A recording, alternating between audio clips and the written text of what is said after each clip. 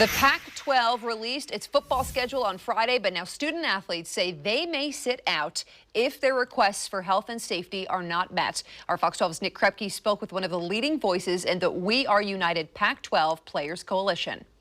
It's just a disease that has so much uncertainty to it, and we don't feel right just getting sent out, kind of as the lab rats for this disease. OSU redshirt junior Jaden Grant, the son of Blazer alum Brian Grant, has been a leader for years. My whole message this whole time is, to try to make change that will affect not only just me, all my fellow college athletes, in it right now, but really for the youth and the ones coming up after us. The Beaver believes plenty needs to change before he and his Pac-12 brethren even begin to think about returning to the field. It's about how the system has failed to prioritize, our health and safety in the midst of a global pandemic that still comes with so much uncertainty.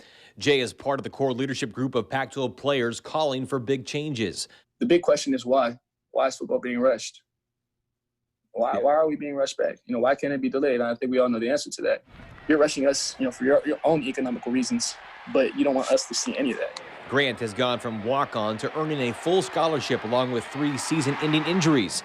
And yes, he and they still want to play.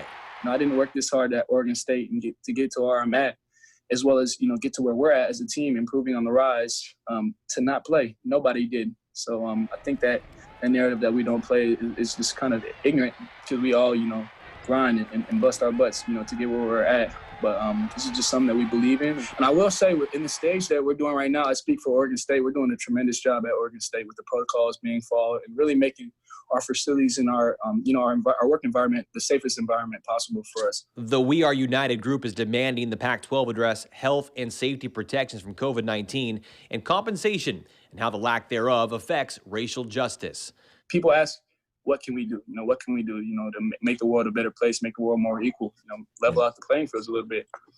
This is something that I firmly believe that we can do collectively, to really impact lives. The student athletes are requesting fair treatment, not just for football, but for all NCAA sports. Stanford cut 11 sports. That's just flat out wrong, especially when there's other ways around it. We think that there's a way to preserve all sports and still get compensated. So preserving all sports is pretty much, one of the highest things on it, man, just looking out for those other athletes in those other sports who may not have as strong of a voice, who may not have any say. How optimistic are you that changes will actually happen? I'm extremely optimistic because, all those guys that are out there doing it with me, like I told the guys, we're now a much larger team in a much larger fight.